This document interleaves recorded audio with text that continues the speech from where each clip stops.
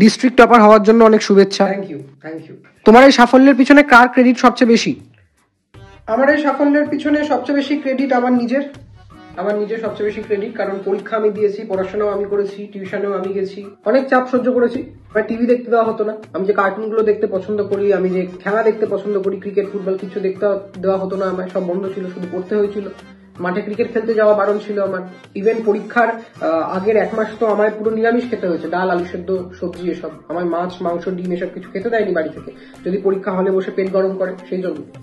তুমি নাকি মা প্রকাশনীর হয়ে অ্যাড করতে না করে দিয়েছো? হ্যাঁ, না মানে আমি তো ওদের প্রকাশনী বই পড়তাম না, আমি তো নিজে নোট বানিয়ে লিখে রাখতাম খাতায়, সেগুলো পড়তাম। তো ক্রেডিট তো আমার পাওয়া উচিত। আমি কেন বলবো আমি ওদের প্রকাশনীর বই পড়ে টপার হয়েছি? একদম বলবো না। তোমার টিউটর ছিল তো? ছিল। তাদের কি তুমি ক্রেডিট দিতে চাও না? দেখুন, ওনারা ওনাদের ডিউটি করেছেন, এটাই ওনাদের কাজ। আমরা স্টুডেন্টরা ওনাদের পয়সা দিই, ওনারা আমাদের পড়ান, ওনারা জাস্ট ওনাদের ডিউটি করেছেন। ক্রেডিট আমাদের সবচেয়ে বেশি। আমরা যারা স্টুডেন্ট, আমরাই আসল কাজটা করি। পরীক্ষা যদি আমরা নাই লিখে আসি ঠিকঠাক করে, তাহলে নম্বরটা কি করে পাবো? কোনোদিন যদি একটু পড়া ভুল বলতাম বা কোনো একটা পরীক্ষা একটু কম নম্বর আসতো, সে কি কথা শুনতে হতো, তোমাদের দ্বারা কিচ্ছু হবে না, বোর্ডের পরীক্ষায় কি করো দেখে নেবো। আর এখন যে ভালো রেজাল্ট করেছি আমাদের মাথায় নিয়ে নাচছে। কেন ক্রেডিট দেবো ওনাদের? সবাই শেয়ানা, সব ক্রেডিট আমার একার ক্রেডিট সব। হ্যাঁ।